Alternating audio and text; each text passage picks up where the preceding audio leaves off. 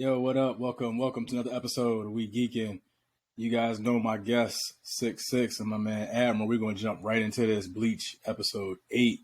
We're going to start off with a clip from the episode when Squad Zero arrived, and then we're going to start our conversation from there. So, shout out to Anna Matrix, I believe your name is, on YouTube for this clip. Definitely appreciate it.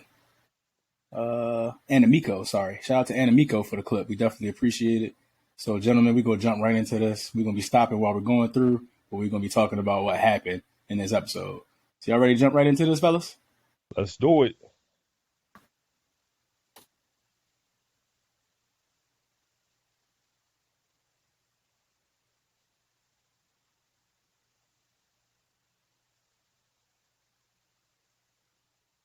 All right.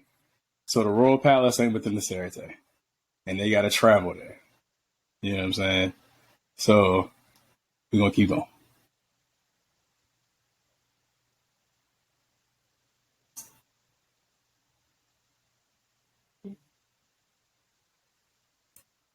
All right. That part right there is 13 squads with however many members they got, and it's just 5 of them dudes. What y'all think about that? Well, their sole function is to protect the Soul King and to guard the Soul Palace. So, they got to be up to par. They got to be up to par. The fact that 5 people are more powerful, and the 13 court guards aren't no slouches either. Yeah. They ain't no slouches, bro, but they're saying that the 5 people are more powerful than, like, Kenpachi and Byakuya and the Captain Commander. Like, wow. Yeah. Well, they had their powers enhanced by the Soul King as well when they were selected for the Palace Guard. So that I did know. They got the what we would call in Dragon Ball Super a Zenkai boost. Straight up. All right, let's do some more. Hold on.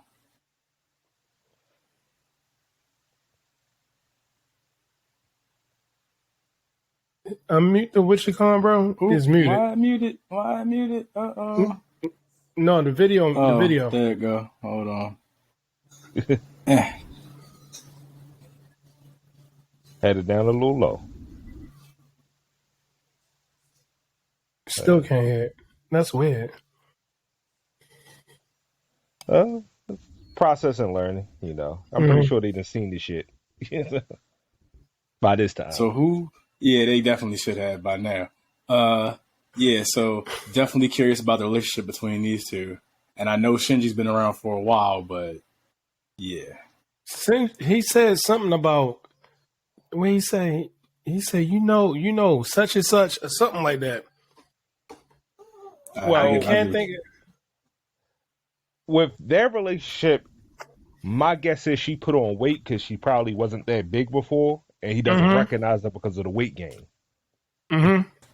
Definitely. Going to some more.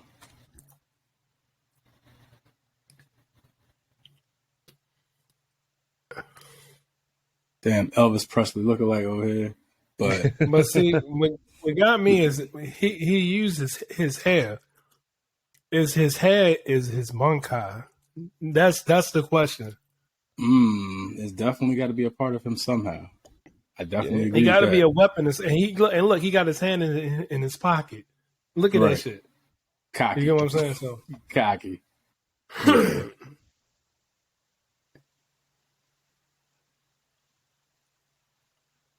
So what's the story there?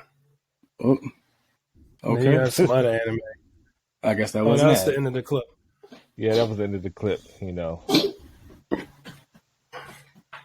It's all good. So, thoughts, ideas. What's up? What y'all think about what's going on in episode 8? Squad Zero, they're at the Soul King Palace. They getting ready to heal up some of our favorite hurt ones. And Ichigo is going to get a sword fixed. Well, he can't get his sword fixed because once your bankai is shattered, as they stated, you can't repair that. You can't repair it. You have to reforge your sword. Right. So, right. just being there, and as my man stated, like, listen, we here to help you heal. Like, hey, them three, they fucked up, so they gonna be here a little bit longer getting healed than you. My man told him you only had to go through the process once. Mm-hmm. From the clear water to the red water, and then you get the fuck out. And then back in again and back. Yo, remember we discussed Ichigo's family. Mm-hmm. And they showed that. And they showed that. What y'all think about that? That was crazy. You was spot on with that too, Ed. Spot on with that shit, bro. I mean, just knowing what I know, like his father being a soul reaper, and like you can put two and two together. Like Ichigo looked just like Kaien Shiba. His father was Isshin Kurosaki, whose original name was Isshin Shiba because he was the former head of the Shiba clan, and he was the reason why that clan got deposed.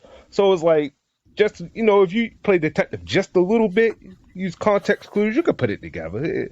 It wasn't that hard, but it just shows how deep the lineage goes.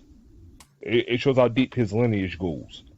Like, it explains why he has so much, spiritual pressure, so much Ryetsu stored, because it's like layers upon layers. Mm-hmm. There's layers upon layers. So, why do you think they have such an interest in Ichigo? Well, he kind of inherited a lot of Yawak's energy from birth, because it was, as he said, you were my son born in darkness. Right. And it's crazy that a part of his power looks like a youthful Yawak, and he just always called him old man. The early Zangetsu, the young looking one, yeah. So he pretty much just kept calling them old man Zangetsu. But as you find out, and we dive deeper into it, it's more so that they've set up a lot of not plot holes. They've set up a lot of context clues for what his true Shinigami powers were. Okay. Because if you look at it, whenever he was on the verge of death, it was never old man Zangetsu that came to save him. It was always White. The hollow side of him, yeah. Mm-hmm. Always came to save him. He said it, like, don't die, because I want to inherit this body someday. And that was kind of like his motive to like kind of push him to be better. But he also stated like, I'll never let a king ride me that's weaker than me. That's why he told him to get stronger. Yeah, he told him to get stronger. So it's a lot. It's a lot of old elements that are starting to come to the forefront. You're able to put two and two together now. That's a definite. There was an episode that had no action. In the 7 episodes we had, there was so much told in this show. What did you get from it, outside of the family and stuff we just talked about? A lot of it is letting you know, like, what's going on. Like, we're starting to get in depth with other characters outside of Ichigo, the supporting cast. We're starting to learn more about them, which is like, I love it. I love it because, we knew we got snippets here, snippets there, but we didn't get a lot of background on a lot of characters. We didn't get a lot of background, like, especially the 13 captains. Yeah, like we found out Unohana learned her healing techniques from one of the Royal Guard. Mm-hmm. That was surprising. Very surprising. He said, how those you were practicing those healing techniques I taught you, like, And she the best healer there. That's what's crazy. Yeah, she's the best healer in the Serete. She's the best healer there. Yo, that's crazy, bro. Like, how are they gonna power up in time? How are these guys gonna power up in time? Like, they ain't got no hyperbolic time chamber to jump into because the Quincy's are still a threat. So, I get they're gonna have Ichigo, but that's what's gonna be interesting. How are they gonna power up? Because they could attack at any given time. No telling how much more time they need before they can jump back and launch another attack. You know what I'm saying? Yeah, a lot of it when it comes to like powering up, some of the things are going to start with it comes back full circle to Ichigo. Like it was a reason Sure. why they couldn't steal his Bankai. There's a reason why they couldn't steal his Bankai. And I believe that's the key to everybody else being able to fight on par with the Stern Ritter. Okay. 6, you thinking over there, bro? What you got, man? Oh no, my glasses are smeared. I gotta This fix- nigga. No, but I'm just interested on knowing how the episode tomorrow, because now we get to see the Soul King. We get to see the backstory of the Soul King. We want to see why they needed Ichigo so freaking bad. Right. And we get to see how after how Byakuya and who else? Renji and Rukia. Rukia. Renji and And Renji, how healing them and how it's going to affect their power going towards the future. It's going to be dope, man. I can't wait, bro. It's definitely going to be dope. I am curious if Unohana's the first Kenpachi, is she going to teach the new Kenpachi how to be more of a Kenpachi? Because maybe she knows something he don't. Because he still is not fighting with his full potential. He's just fighting on brute force still.